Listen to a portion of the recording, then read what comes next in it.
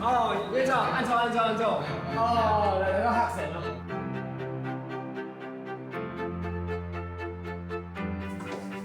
好，上桌。哦，那個按獎哦。哦，你有學生太司機嘅。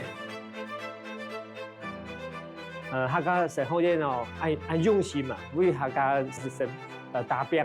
上做一個客家基督徒，客家肢體是人家用來專業，向下來可能是幫助學生，嘛幫助人家生活體驗吧。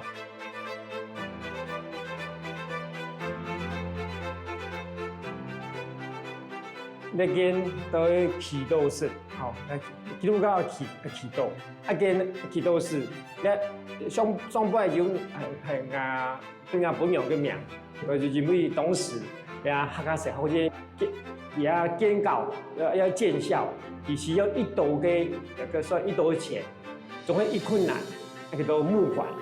當時我還係細嘅歷史，我都可能記得所分享嘅我都一感動。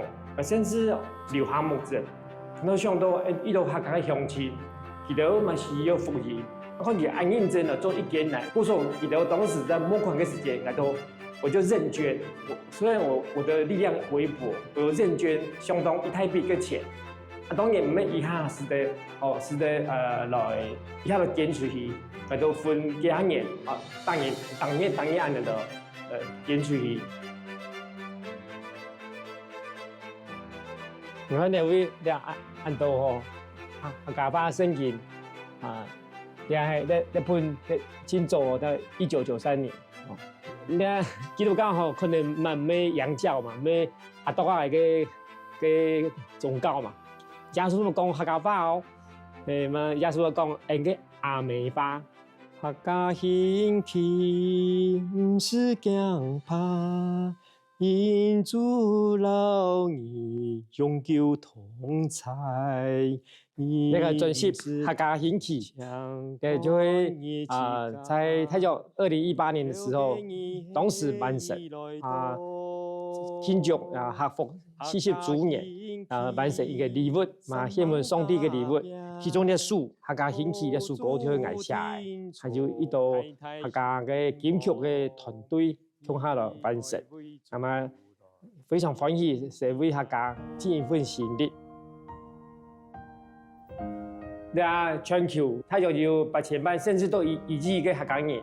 台灣嘛有大約470萬嘅客家人。而且加上做客家嘅肢體，就看到客家嘅語言和文化。一道可能傳承較無容易，咁後生人較無愛，較無效講。